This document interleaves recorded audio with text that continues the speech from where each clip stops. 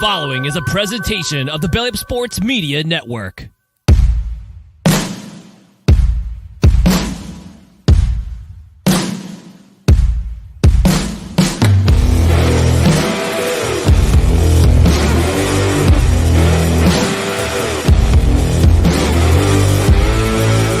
Well, no, what I'm saying is someone's still going to win, and it might be big. If just I know half the field, just about half the field is playing badly, with golf, you can easily say, oh, the course must be hard. They're all playing bad. You know what I mean? It all kind of comes back to earth a little bit.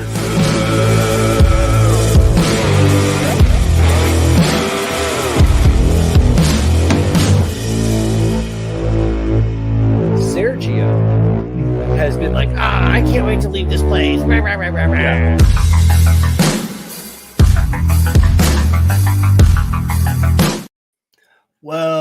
Welcome everybody. Divots and Pivots. Another beautiful Tuesday night. We already have a drop in from Ryan McCarthy over from Belly Up. So thank you. Shout out the Duck. Yes, the Duck is here, and as always, joined by Bud. Look, everyone over on No Credentials and Corner Booth. They just all call me the Duck at this point, and it's cool with me. I've won my whole life being called the Duck, so it's here. That's why I embrace Mr. Mallard. But that's right. I am your host, Andrew LeDuc, a.k.a. Mr. Mallard, and joined, as always, by Bud Copeland at This Bud's For You. Bud, how are you this evening? Your name literally translates to the Duck. I say roll with it. Always rolled with it. There's a very delicate balance one strikes after they turn 40. For the uninitiated, if I took my hat off, it'd show real quick. If I got closer to the camera, it'd show really, really quick. If we had like HD cameras and lights, then I'd start wearing makeup at this point. I'd have to put my Yeet sunglasses on for sure. Yeah, and there's certain thresholds I will never cross. I'll wear New Balance product. I'll never wear the white noobs. There's certain kind of like moral thresholds you can't get over. And I'm a huge sucker for a dad joke. But yes. I was just sitting there scrolling because I don't know if it's GIF or Giphy or whatever the hell the kids are calling it. GIFs. I've been corrected a million. I think it's GIFs. I don't know though. Barcelona. Barcelona. But I just sat there scrolling for probably 30 seconds, the entire intro and then your intro, trying to figure out the appropriate one to send. And it was for those keeping score at home, it was a Nicolas Cage. Nicolas Cage 1. Everybody else 0. So, and if you can lead off the evening with the Nicolas Cage reference and or GIF, I guess it's a gift to the world. Thank you. See, it's a coming full circle with the dad. No, it's been a hell of a week, dude. I don't know if you caught wind of this. The Dogs won the national title. The parade was this week. Very sad news in Athens. There was a tragic accident with one of the players and the recruiters, or the recruiting coordinators, whatever, but hosts. But I mean, it's one of those things. It's like you hate. Yeah, words can't. So I'm not going to try. Thoughts and prayers where they belong, and celebrations and cheers where they belong. A ton of players are leaving for the draft, but if anybody paying attention in the college football world, just hold your horses there, Junior, because we lost 15 guys to the draft last year, and I'm concerned to see what happens with the mailman exiting. Stetson Bennett I think he'll get drafted either late. Because back-to-back national titles, that kind of thing. It's like somebody will get him late and say, all right, come on, let's see it in real life. I think the pros know enough to know that it wasn't all because of him on that team to where I think he's still like a fourth round draft pick or later kind of deal. But to have a run like that at that level, that's the point I'm getting at, is that's going to get him a 5th, 6th, 7th round, nod from a team that's going to just say, come on in, we'll see it in person. You never freaking know, because I'll tell you what, Baker Mayfield's another one of them. Basically had to walk on, where was it, Texas Tech first, and then he had to get his way on at Oklahoma, walk on there, and then earn his way up. Stetson, same thing. You're too small. What are you? Is that a Budweiser? Yeah, I always drink Budweiser. No, but I mean, that looks like an old can. No, it's just a normal one. God, I haven't had a Budweiser in ages. So Stetson's told, pound sand, go elsewhere. He does. He goes to JUCO, comes back, comes to BSD on campus, and 2 titles later, I've been crowing and peacocking and throwing pot shots, because when take 3 steps back, 30,000 feet. There's 120 teams at that level. You know, to win one is nuts, let alone to go back to back. So yeah, I got a good friend of mine, and we're 6 minutes and 30 seconds into the show. Frank Fagan's his name, and he works out at a software company in Colorado called Campminder. And 20. Meet him? I just said this 6.5 minutes in. He's. I would characterize Frank as a friend. He was like a big brother type, definitely mentorish in our experiences together. He is one of the funnier humans to walk this earth. He is one of the more, I'll say, sharp, and I mean that both intellectually and with the barbs that he likes to throw. And he is a huge Florida Gator. I mean, he went to UF and then lived in Gainesville forever. And I remember that's where I was teaching and everything. And I had to endure living in Gainesville, listening to his BS when UF, you know, they didn't go back to back in football, but they went back to back in basketball while they were winning 2 out of 3 in football. So it really was, I understand why they were so freaking obnoxious, but now they can suck it for a while. It's going to Gaines Vegas. Sorry. I'm unapologetically still on cloud 9. Cloud obviously has a little as you're allowed to be. Yeah, a little bit of a not great lining, but all in all, things are good. And golf's back. I didn't pay much attention to the Hawaii swing other than you won again. Yes. Yeah, but it's still close. Look, here's the bottom line. I didn't walk away with it. That's why I didn't do too much shit talking other than, I mean, I felt good 45 I pulled it a little closer that final day. I wasn't enough to take the lead, but I closed the gap. I was one of those kids. I had 2 older sisters that bullied the shit out of me. So I was not a good loser as a kid growing up. So I never really like the thought of bragging or trying to like talk garbage, you know, put myself that far out there emotionally. No. So that was a lot for me to even put out there, throwing the damn towel. But I started doing some math, and I mean, it was going to take, not that it's unthinkable. It happened last week, but it was going to take one of your guys going real low with a couple of eagles. And I just didn't see that in the cards. Well, it ended up close enough to where really all I needed was David Lipsky to fall out of the top 10 probably. But unfortunately, we both ended up, for those that weren't following along with the tweets this weekend, we both ended up with 4 out of 6 making the cut. The big difference is that I had no one finish in the top 10. But had David Lipsky finish in the top 10. He finished tied for 4th, and that was really the difference maker. And if he finished outside the top 10, it might have been enough, that alone, to for me to grab the win. And I do want to. I've got the receipt somewhere. I was big on Lipsky a year ago, and it was actually Lipsky. He was one of your favorites last year. I loved him. Well, Lipsky and Aaron Rye from England. The 2 of them played in the team event down in Nolans.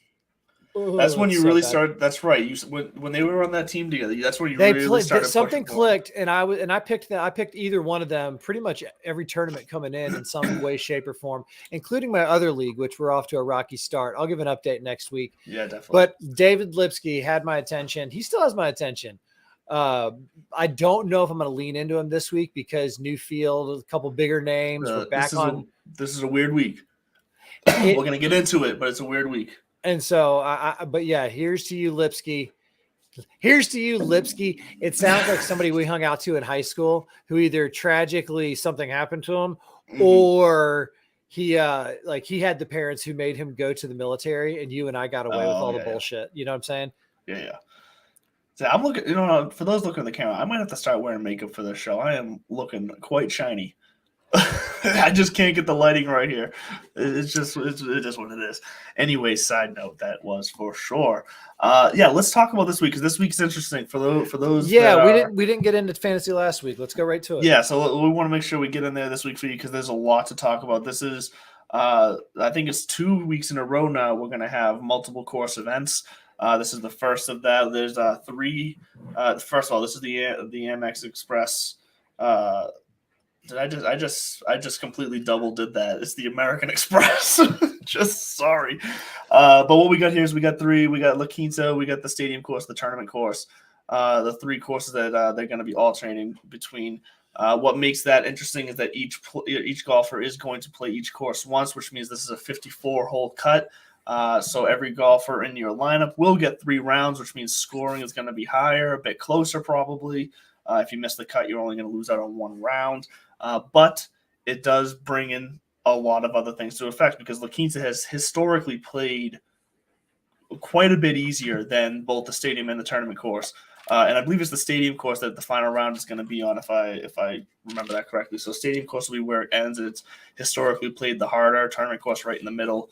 But La Quinta has been the easiest, which then, of course, when we're talking 3 courses and guys playing them on different days, we'd have to pay attention to the weather. We got to pay attention to conditions on each day because, if one of our guys is getting the stadium course and the tournament course on 2 kind of bad condition days, that could be detrimental if it's playing even harder than it's already going to play compared to guys who are getting La Quinta on a beautiful, perfect day, then there could be a big swing in your lineup. So there's a lot of factors to factor in this week. And why not throw one more in? It's a Pro-Am, which means these are going to be longer rounds. Guys are going to be taking their time, taking advantage of the extra time that they're allotted because they're playing with somebody else. It's going to be a very interesting week for sure. So first of all, I'm curious, but what are your thoughts on these multi-course tournaments? Are you a fan of them, or you prefer we just keep it to one course, keep it simple, straightforward? David Detweiler was my tennis coach, and he imbued the KISS method into me because I was a monster of a tennis player, no control. And he would just say, keep it simple, stupid, keep it simple, stupid. I grew up and find out that's like from AA or some shit. But I like one course, 4 days, let it rip. I don't mind this once or twice. I really don't. Any more than this, and you're going to lose me. It's kind of like the team event in New Orleans that we were just talking about. I could see team event. I could actually see a couple more of those coming in, and maybe like a season-long team series, and you got 4 of them. But that's like that's like 2030 vision. We'll bring it back here and actually go backwards to 2012. This tournament used to be 5 days. It used to be 5 rounds. Yes, they would do 4 rounds with celebrities, and famously Tiger never played it because of this. Things like that where it's just not worth the beating. And so in 2012 they shortened it down to 4. I was thinking earlier when you referenced the AMEX Express championship, which it is just the American Express. It used to be the Desert Classic. It used to be the Bob Hope everything. There's this, and there's Pebble, the AT&T Pebble Beach Pro-Am, which you think about 2 classic American icons. You got Clint Eastwood, who basically owns Pebble Beach, and you got Bob Hope, who's associated with this event down here. But earlier, when you were a little redundant, people say the La Quinta Country Club. Well, La is, it's like the country club. No, but yeah, scores are going to be low at La Quinta. So if you're playing, look out for your lineups, and you want to have your horses really kind of firing on those days. The Nicklaus course at PGA West is accessible. The rough's really not going to be penal, and I just want to say penal. It's not going to be penalizing really at La Quinta or at the Nicklaus course. So that's where people are going to go low. You could see maybe the winning score in the 20s again. But PGA West, the stadium course, the championship course, the Dye's Revenge is no effing joke. I mean, it's legendary because after he did the stadium course in Ponte Vedra, they said, all right, PGA, we need to go coast to coast. Disney World's got Disney World and Disneyland. We got to do it too. So they create PGA West, and they say, make the hardest course you possibly can. And he kind of throws his hands up like, Did you see what I just did to the swamp in North Florida? Like what? And to make matters worse, they say, by the way, go ahead and toss an island green at us again. And that's where you understand why Neil Diamond doesn't always want to sing Sweet Caroline, because it does get watered down and it loses a little bit of its luster. So what does he do? He lengthens it. He makes an elevated tee, and he puts rocks around it instead of railroad ties. Bada bing, bada boom. You've got your island in the West. It's not as iconic, and I don't think anything ever will be. You think about the 7th at Pebble is fun, and it's right on the coast, so it's a pretty view. The 12th at Augusta National means so freaking much. But to me, it's just such a unique green, the way that thing is laid out. It's like just a freaking snake, basically. I'm a snake. You remember that? You saw that guy? Yes. That was you, wasn't it? But nothing touches the 17th at Ponte Vedra. Everybody knows I'm biased about that. So it's going to be a fun week, though. I mean, the scores you never know. The weather's going to be cold. It's going to be chilly. I really do. Those are the things that I kind of take into account. I've been doing a little bit of research on greens, and by research, I mean having a conversation with Chat GPT and Google, and just basically looking at the difference between Bermuda and bent grass, because we're coming up on my favorite season, where we get to say like Papoa and Nunuera Papoa, but basically Poa and Nuera or whatever. It's all about the grain, they say. All about the grain. Well, it's on the grain, and it's all about the grain and the Bermuda, but Poa is just bumpy. It's just bumpy. It's never going to be flat. If you watch Tiger's putt from Torrey in 2008, shouts my uncle was on the green and got some good photographs of it. You see that thing just bouncing all the way. When we get a little further up the West Coast swing, we'll talk about those greens and those local boys. But this week, I would say look for some studs. Look for the cream to rise to the top. Leverage is going to be tough. You might have to eat a little bit of chalk this week, because when you have a course like PGA West, the stadium course, it's going to separate a little bit. Andrew, you made a good point earlier. 54-hole cut makes it intriguing, you know, because if you can get somebody who is just a birdie maker left and right, who cares if they shoot 80 on the last day, because it's not going to hurt you as bad as somebody who he was going to miss the cut. So that third round, just it's like 100% more birdies. So and I'm keeping it simple as far as like what I'm looking at for plays this week. The mentality I'm going into this tournament this week is, what are the stats that are going to transfer no matter the course type, basically? What are your kind of core go-to stats that no matter how hard of a course it is or how easy of a course, you're still going to have to do? And yes, La Quinta and the tournament course, not terribly unforgiving in the rough. It's not, the fairways aren't very it's not that they're inaccessible, but obviously the stadium courses, it's more about getting in the fairways. But because of that, fairways driving accuracy is still something that's going to translate across the course no matter what. Putting, this is notoriously I forget who said it last year. Was it Rahm who said it last year, that this is a putting contest, basically, is what it turned into? I think it was Rahm who said that. So it was Rahm. I'd go into my Sergio voice for him there, because he was being a little pissy about it. But but it's true. Like, putting is going to translate no matter what to all three of these courses. Driving accuracy is going to translate. Strokes gained approach is always in my key stats. It's just too important of a stat. So when you put all three of those stats right there together, that's going to make up a good hole no matter what. So you hit all three of those, you're golden. DK points, and then the other one that I'm going for is that you mentioned birdie makers. What I'm actually looking for that I think is going to be more important to translating between all three of these courses is bogey avoiders, because I want to avoid that one round on the one of those three courses that is, like you said, that 80 round, that detrimental kind of backbreaker round. I want to avoid that. I want someone to just get to that final round. That's so funny, because I would say that my key three, and I think we can go ahead and just put it in the book. Strokes gained approach. You and I both it's the flag that we fly. It's the foundation we build upon. It is the best. Made of that. We really it really should. There's an app for that. See the APP. See what I did there with strokes gained approach. No, but it really is. That's the statistical equivalent of just when people say good form. What kind of form are you in right now? Exactly. They're always mostly talking about your iron play. Right. So, are you putting yourself in position to score? And so I'm leading off with that. I didn't really consider I didn't consider it the way you did, but I'm going with strokes gained short game this week. And for the reasons that if you're not putting yourself in a position to score, how many times are you getting up and down? How many times are you holing out? Like, how many strokes are you actually gaining with your short game off the green? And I'm kind of walking away from putting this week, because as you said too, it's going to turn into a putting contest. And so, as you know, my theory on putting, at any given moment, the 187,000th ranked putter in the world can string together, can get hot for 3-4 days. Like, putting is something that I genuinely believe can click like that. And so I don't necessarily plug it in. I do use it as kind of a tiebreaker or difference maker, but I'm going to go approach, short game. And then instead of bogeys, that's where I went with birdies are better, because it is a birdie fest. So who's out there, who's out there keeping themselves in the game with their short game, setting themselves up for success with their approaches, and then capitalizing that with birdies are better. Back to you in the studio. No, fair enough. I don't disagree with any of those points, honestly. No. I actually just decided to take out the DK points as one of my main ones and switched it to short game, because I did really like that argument you made for the short game. So I'm switching in strokes gained short game over DK points, because I think that is going to be more important than DK points in general as far as picking a winner.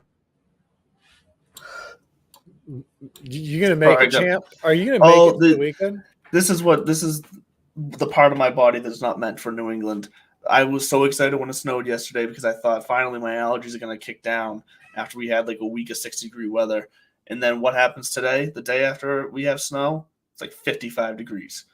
And so, yay for me! I'm gonna pop another cough drop as we dig into some of our favorites this week. Because look, you mentioned probably needing to eat some chalk this week, and I don't disagree with you. I think this is going to be one of those tournaments where you're going to need some of the top guys. It does come down to picking the right top guy.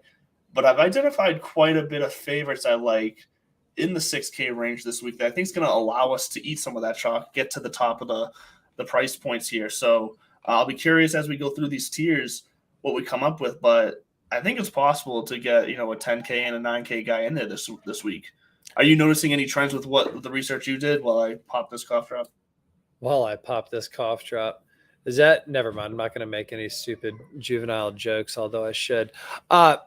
No, actually, I'll tell you the truth. I didn't even get down into the 6K too much, knowing that there is a lot of meat up top, and I just don't see somebody jumping up from down there.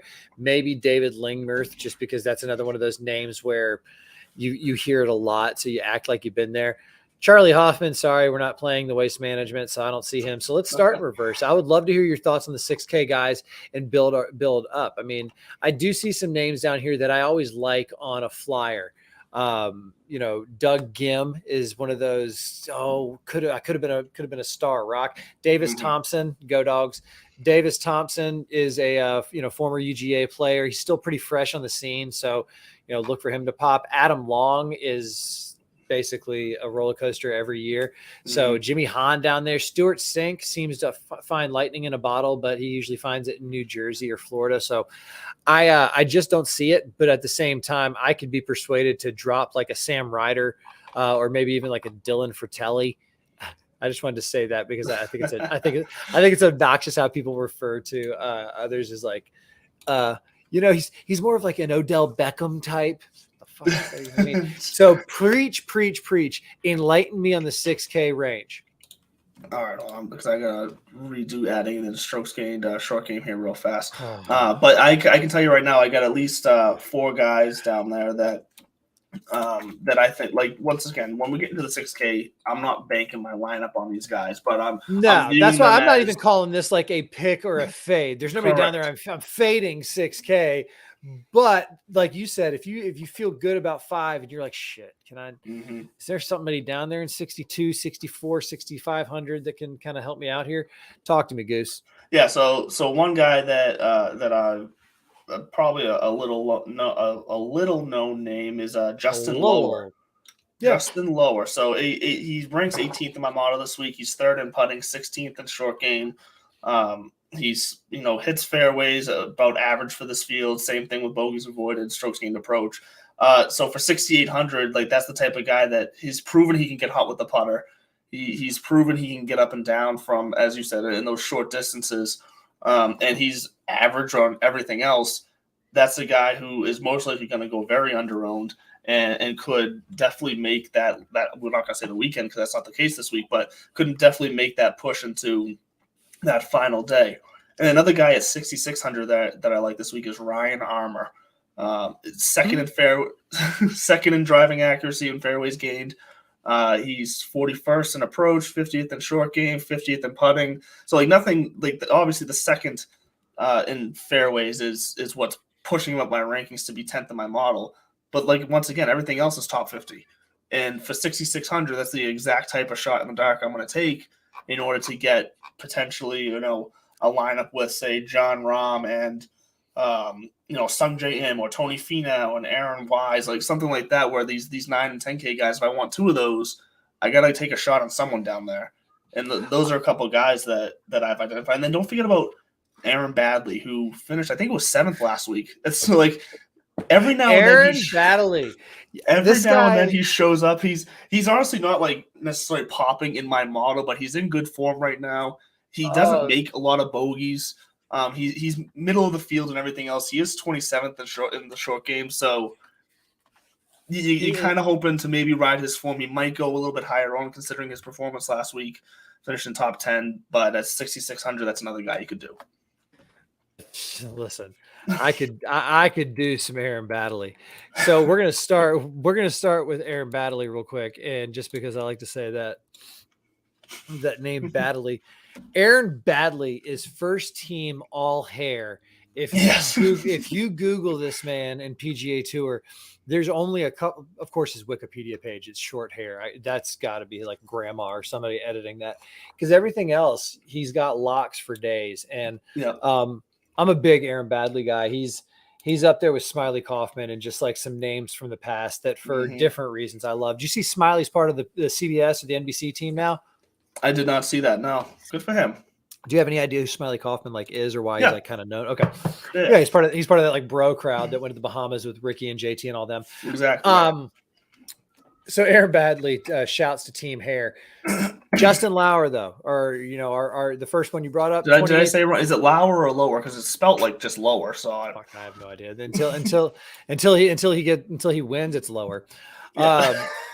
Mike Lowry, Justin Lower ranked 28th on my model, and that jumps out to me. So I just put a little star next to his name, a little asterisk. We might come back to him and visit that at a later date if needs be. So again, I don't really have anybody I'm going to fade or like talk shit about in the 6K range.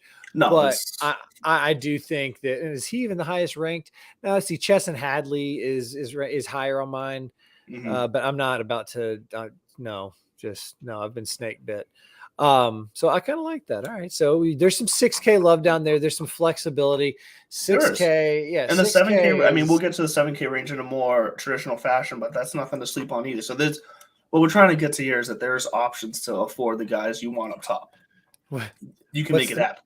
So what's the more traditional fashion? Let's not leave the people waiting. Well, the way we usually do is like, well, let's start at the top. Let's start in the 10K range. Okay. We want to talk about, we definitely want to give the people, the guys to not waste their time on up here, which sounds so harsh, but there's guys you're going to want to fade for the price given the other guys around them. And that's what when you're at the top of the price range, that's what it comes down to. It doesn't mean these guys aren't going to finish top 10, top 5, or even win. But when you're in the 10K range and in the 9K range, you're really balancing out ownership with price and return. Like this, you just have to. You can't afford everybody. You got to pick the right guy that's going to get you the best bang for your buck to be able to fill out the rest of your lineup. Because there's no point in paying up for both John Rahm and Tony Finau if then the rest of your lineup is all 6K guys. Because then you could very well just end up with a 2 of 6 lineup, and that's going to get you nowhere on as far as making money. So, my top guy this week in the 10K range, I'm going to go with Tony Finau. Him and Rahm are easily the two best playing the best golf right now on tour in the world. But I'm going to go Tony Finau here just because he plays smart. He really doesn't make many mistakes right now as far as bogeys. He's a great putter, great act. Like he's just topping everything pretty much. And at 10,200, the third highest on here, I'll take the pay savings. I'm compared to 600 more for John Rahm. Tony Finau is an easy go-to over Rahm for me there. Well, I'll see your Tony and agree with you for different reasons. As a matter of fact, it really John Rahm for me this week doesn't rank out well. He doesn't for me either. And it makes sense because not that he's streaky, but I mean, and he is hot right now. But Tony Finau won in Houston in November. Top 10 in Century, and then he's had a week off, comes back stateside. So I just looked at Big T getting her done out in the desert because this is not a challenging spot. So as long as everything's clicking, which all signs and all statistics point to yes, I'm taking a big fat divot into some Tony Finau. And I'm gonna go ahead and keep the talking stick, shocker, and tell you who my fade is. It's always hard to find a fade in the 10K range because there's a reason those guys are up there in the 10K. So, well, like I said, it's all the fades up here are all about who's gonna get you no leverage, like who's gonna be too high owned for what they're like. It's all about that type of stuff. And see, I don't even, and again, I'm not too concerned about leverage this week because of the 3 rounds. Sure. Right. You know, if you can have a guy who just, what if somebody shoots 59 on Saturday? You know, they got blessed with a 3rd round, they shoot 59, then all of a sudden they get a 4th round. So I don't worry too much about it, which to me, then I'm splicing hairs like John Rahm, Scotty Scheffler, Tony Finau. It's hard to pass in any of them. So I do say fade Xander Schauffele this week, just because he had the withdraw for physical reasons. And I need to see what his back looks like first. Right. We saw it with the same thing with Will. It's all that, especially back injuries and golf. I'm not taking him this week. We'll go ahead and get into the 9K here in a second. And he's not a fade. I'm not saying fade him. I'm just not, with one of my with some love this week in the 9K. But Willie Z seems to be all signs point to the back's fine. Everything's fine. He made some adjustments with his mechanics that was putting the pressure on his low back and apparently didn't lose anything else. Needs some whatever he's smoking help with my back. But until Xander Schauffele shows a little bit, I think, at any given moment, tweak, and then he's out and you're screwed. So 100% with you on that.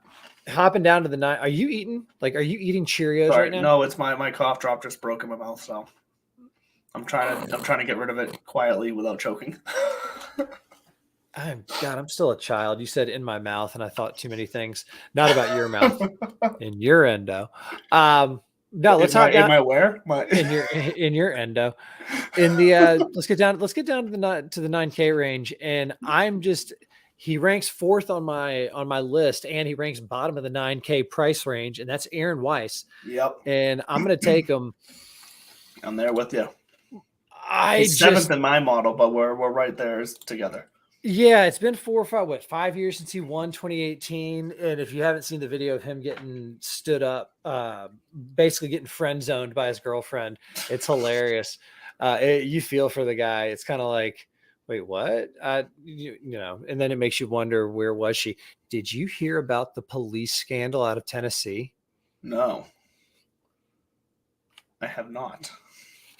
It's a golf show, so we won't look it up after the show. Okay. There's a police. I don't know the town, but I believe it's in Tennessee. And sounds like there's some extracurricular activities going on between one lady officer and several other officers. One of those. Okay, one of those situations. Gotcha. Okay.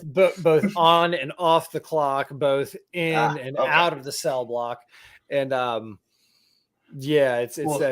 bring it back to Aaron Wise. God bless. So he got friend zoned, but apparently they worked everything out. Well, Aaron Wise hasn't gained less than, as far as strokes gained, he hasn't gained less than 21 strokes since November in a tournament. He hasn't finished worse than T22 in his last 4 appearances. Yeah. 100. I'm right there with Aaron Wise. I had him started to. I think he might make my lineup. We'll see how it all plays out with the money with the other guys I get in there. But I think at 9K he should be easy enough to squeeze in for sure. Another 9K. I don't think you can get through the 9K range at the top of the 9K range without mentioning Sanjay right now. Playing, he's in great form. He's probably going to be higher owned as a pivot play out of the 10K range, honestly. So I'm not sure I'm going to have a ton of exposure to him, but I don't see him slowing down in this play this week. He's been pretty consistent on his strokes gained. I know he missed the cut last week, but before that he was playing pretty good. So Sanjay M, I think, could be in for a good rebound here. He's actually only projected about 13-14% ownership right now. So that ain't bad for that price. Like I said, he's not going to be someone I'm going to have a ton of ownership on, but when it comes to this range, he's someone that I think is worth a look to bounce back after missing the cut this past week. Why does Sam Burns rank really high? But I'm just like, I don't know, because he doesn't rank very high for me. He's 42nd in my model. I don't know. Which actually makes sense because in the two stats that I'm using that you're not, the fairways gained and the bogeys avoided, that's where he's awful in. Yeah, there you go. And that's probably just in my gut that I'm like, this is not some place that I think, he's going to be the one that goes out and shoots 59 or some bullshit. No, I'll tell you, actually, I don't disagree at all with the Sungjae. I'm not going to fight you on Sungjae. I like him a lot, just in general. Somebody who I am going to say, if you're thinking of lightning in a bottle or going back to back, Siwoo Kim, I would fade hard.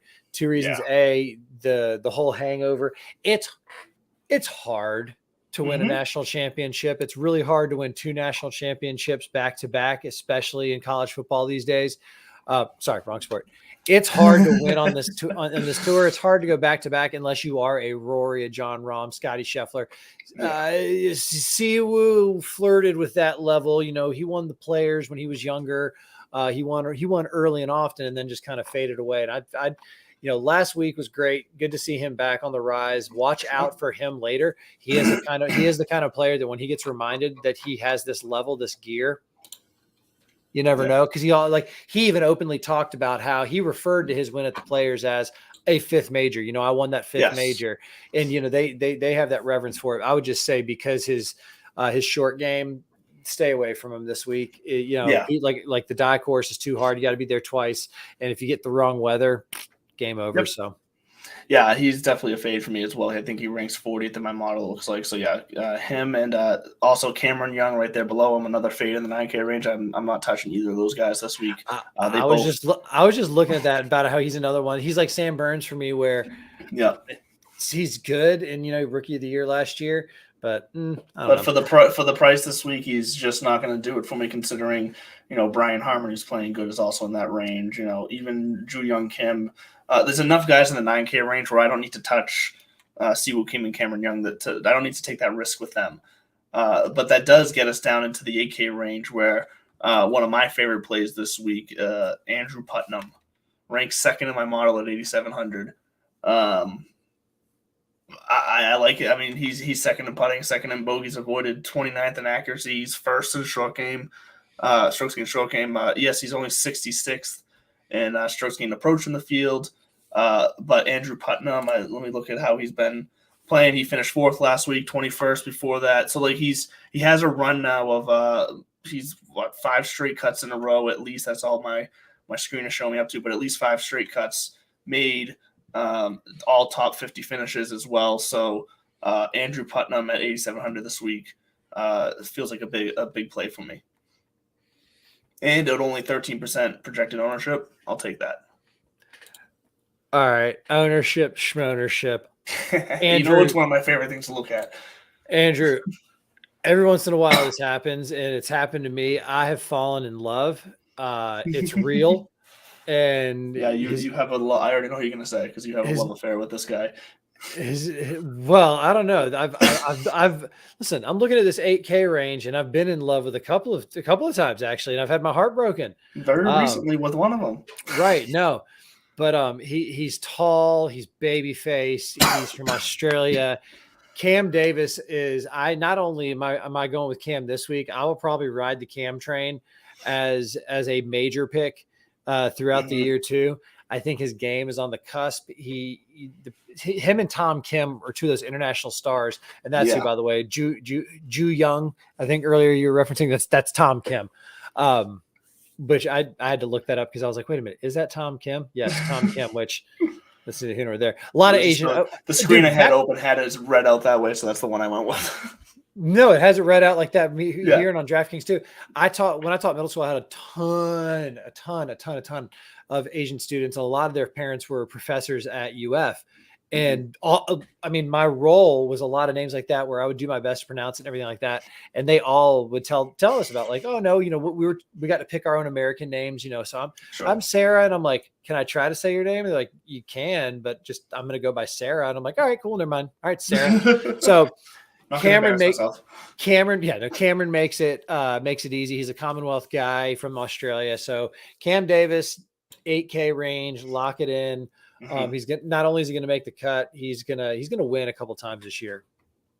Hey, I don't disagree that his game is on the cusp. I'm not necessarily going his way this week, But I don't disagree with Cameron Davis being a thing this year as a whole.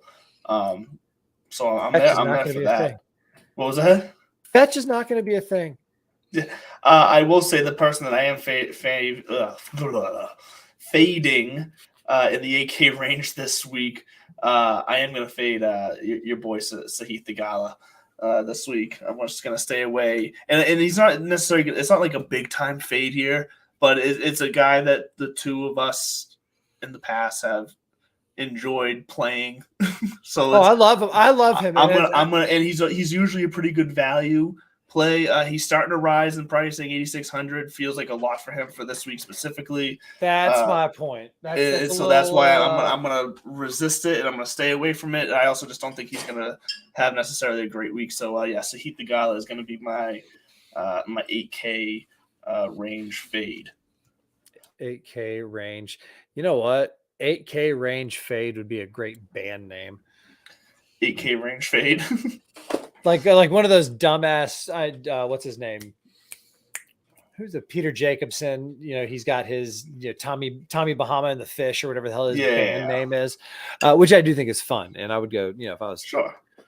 I wouldn't pay money to see it, but they're around. No, but if they were just playing somewhere you happen to be, you'd stick around. I mean, yes.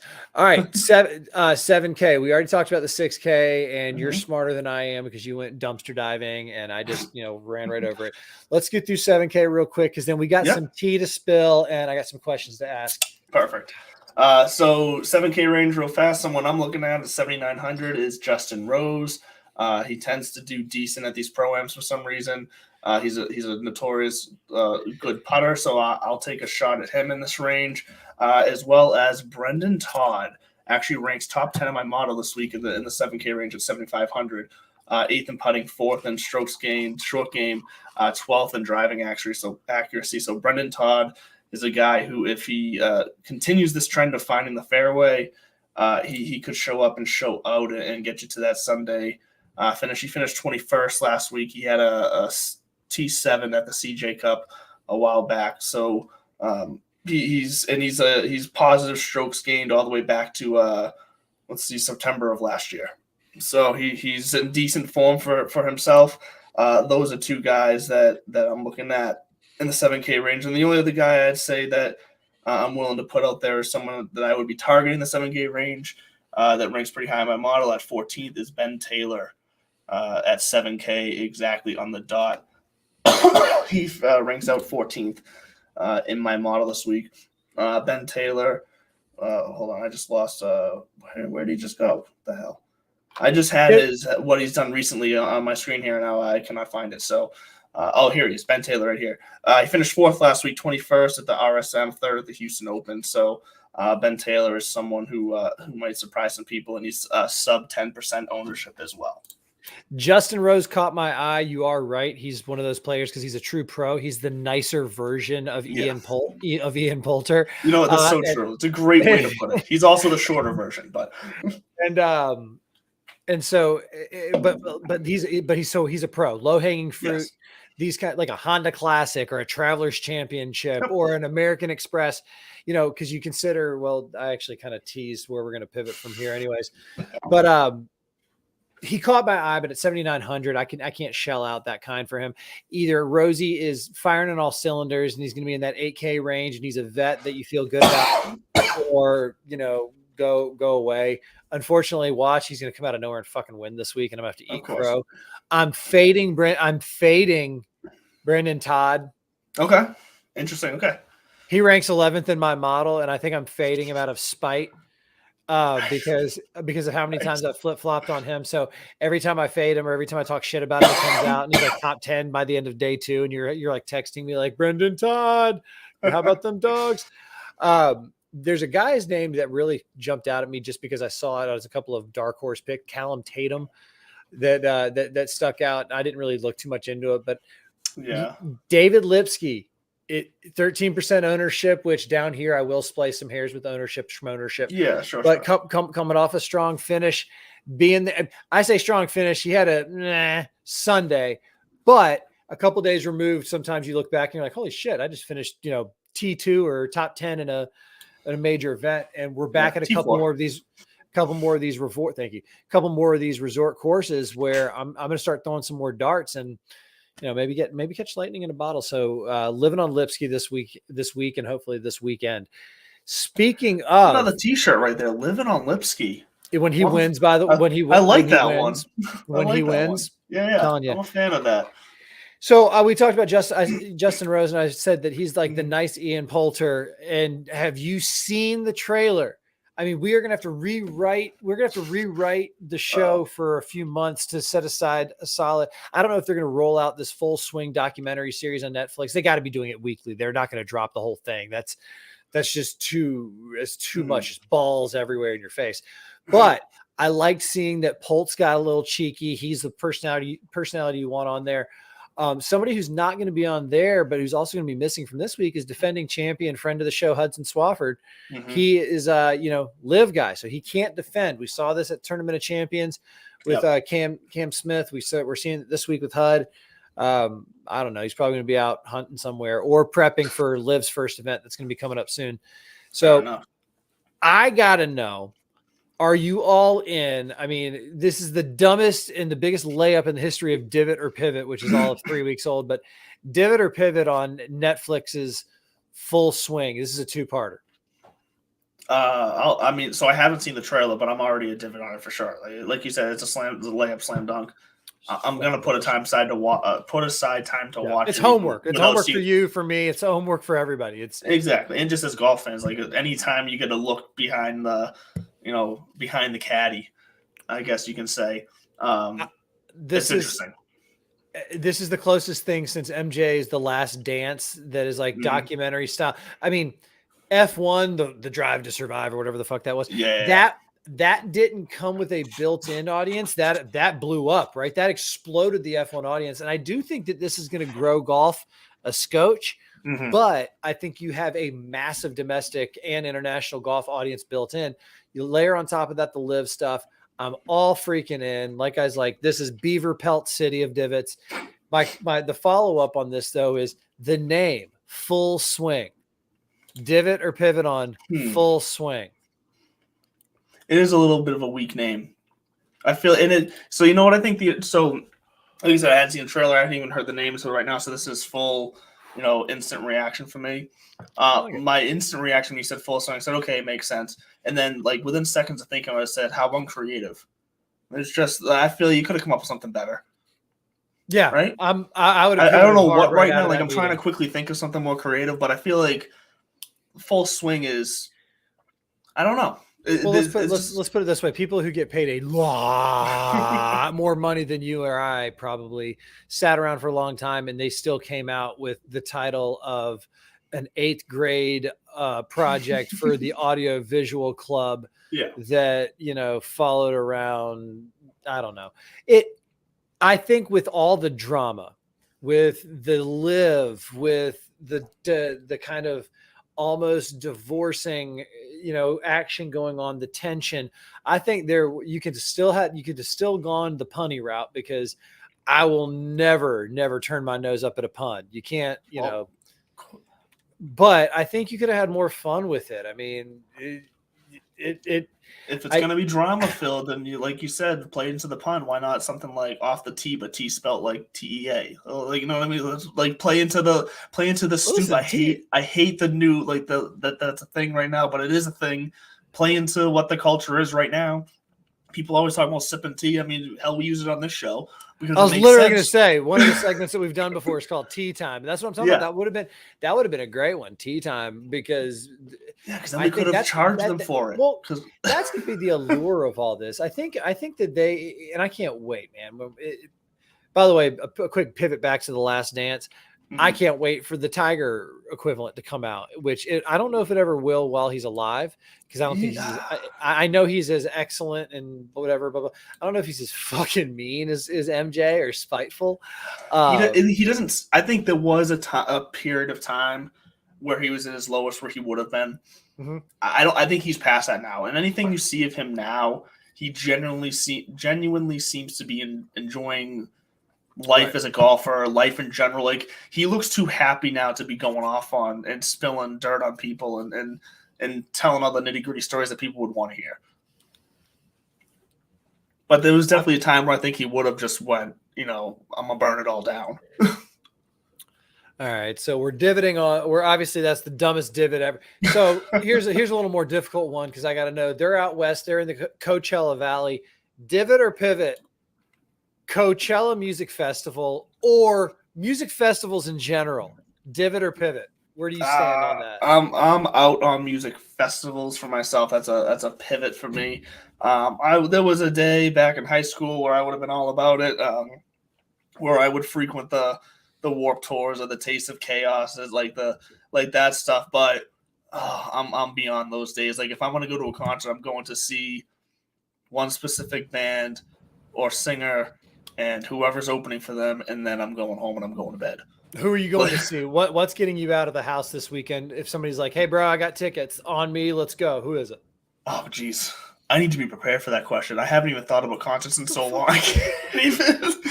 Come on, that's the point. Killers. That's who mine would be. Just because I got okay. Because I missed. They were in Boston recently, and I missed them. Last time, so I'd go see the Killers. They're not a bucket list, but I mean that's like I'd go check them out. Other than that, the last concert I saw was a Post Malone concert during COVID, and it wasn't even a concert. He did a live Nirvana tribute concert. It was like 2.5 hours long. Oh, dude, if you've never seen this before, you got to Google it. He basically him and a couple of his buddies are in his basement wearing muumuus. But they did, I think, 10 Nirvana covers. Travis Barker from Blink-182 was on drums. Yep. Post Malone, doing his thing. I can't remember the name of the bassist, but super famous guy. That's actually probably his legit name. That's the closest, man. I got a kid. I'm not going to a concert. Old Man River over here. But like you, I too, in my younger days, my first concert without my parents, my first concert was Barry Manilow with my parents. That's a different conversation for a different day. But first was with my friends. I was 15 years old, and it was the Warped Tour or Horde Tour. Horde. It was Horde. Was it Horde still then? Okay. Yes. No, they're different. I think Warped was. Oh, I thought you were saying like that. Because I hadn't heard of Horde Tour, so I thought, okay. No, Horde was like the soft version. So this was like Fastball, Bare Naked Ladies. The guy who's a Bare Naked Ladies, Fastball, Blues Traveler, Jack Johnson, Ben Harper, and somebody else. I was 15 years old and had no business. This was in Live Oak, Florida, in the middle of a gigantic field. 15 with a fake ID. Statute of limitations ran on that, but as of right now, hell no. I'm pivoting hard for music festivals. I don't need that much. I don't need to spend that much money. Boston Calling comes every year, and I see the lineup. I'm like, "Whoa, that looks dope!" And I'm like, "Whoa, that looks like a mortgage payment." So I opt out. Like a headache. Man, we sound like such like freaking old curmudgeons right now. I'm not gonna go to a concert. No, you got to embrace the suck, and it's not even the suck. You got to just embrace the life. Coachella, that was the other one. Last but certainly not least, you mentioned it earlier. Where do you stand on snow as a New Englander? Divot or pivot on snow? Well, right now my current attitude is either snow or don't. My body needs the weather to decide if it's winter or spring at this point. Because is this more old man speak? What's going on? I need to stop coughing. It's driving me nuts. I can't breathe. I have asthma, and it's seasonal asthma. So like when the weather changes like this drastically within days, it sets me off. So yes, it's a little old manish. But no, look, I am even outside of that. Like if I'm going to be here in New England for winter, I want it to be a winter. I want snow. I don't want the rainy, slushy, cold winter that's just a messy bitch of weather. Like if it's going to snow, give me the 1 foot snowstorms, the 2 foot snow. Like I want it to really snow. Snow or don't. Should have get off the pot. Yeah. A or B, black and white, whatever you want to say. Winter or spring, I don't care. Just pick one. A or B, black or white. If you're not bringing more than 6 inches, Andrew doesn't want to have anything to do with you. I'm big on snow. I grew up in the South. I didn't have it. My parents are from Michigan. I love it. I think there's more to do outside. You can have more fun in the snow than you can the equivalent. Again, I grew up in Florida. When it's $120 outside and humid, people aren't like gearing up. People aren't even going to the beach at that point. But when there's a blizzard going on outside, people are just waiting for the wind to die down so they go out and play. Like it's that's the real thing. Once it's not windy, it's really not too bad outside. Yeah, it's not the heat, it's the humidity that's going to get you. Look, we got a couple minutes left, and there was 2 things I just wanted to mention to see. Did you see that TaylorMade is making big moves? I did not see. What are their big moves? Well, first of all, that's half the reason why I picked Aaron Weiss. Aaron Weiss was picked up by TaylorMade. He signed this week. It was announced, I think, yesterday through social media. Welcome to Team TaylorMade, which is a huge deal. TaylorMade is branding themselves as not the biggest, most players, but just the cream of the crop, right? And so with Sergio going to Live, it's rumored that TaylorMade was like, "Thanks for the memories, kid." And come on down, Aaron Weiss. But the bigger news is Nelly Corda from the LPGA game is now officially Team TaylorMade. And it's kind of weird when you say it like that. You would think, wait, what? Why is that such a big deal? There are not a ton of lady golfers that have that level of kind of, I would say, exposure and partnership. And I think TaylorMade is doing something here by recognizing it, saying like, well, listen, we got Rory, we got Tiger, we got Colin, we got this, and like, what? We got Nelly. Like I give them another 2 years now. Cobra and Lexi go way back. I don't see them breaking that. Although people thought that, Tiger would never go away from Nike ball or a Titleist ball. So nothing's etched in stone. But no, big news in the game. TaylorMade, they're making waves. And last but certainly not least, oh man, sorry.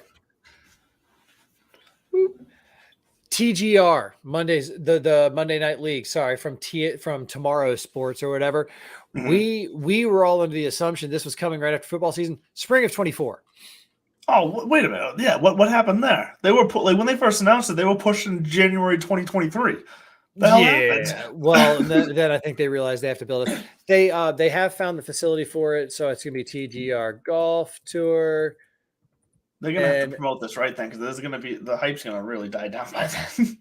Not that there's much hype for it right now, anyways. But dude, I don't see the hype dying down. I mean, honestly, Tiger Woods, Rory McIlroy are the 2 key investors or 2 key founders of TMROW, whatever sports, which is like the sports group that is producing and putting on this Monday Night League in conjunction with and recognition with the PGA Tour.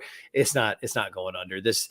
It's just going to be quiet while they build this facility. So tune in next week, and also check us out on Belly Up for some more golf related news coming up. We'll take you behind the scenes on the new inside, or as close as we can get behind the scenes. It's not like we're gods. We just play them on TV. The new facilities. And don't forget, 3 days. You got 3 days of golf before there's going to be cuts made. It's not the most exciting. I will say that I am an East Coast bias. For me, the season doesn't start till we get to Florida.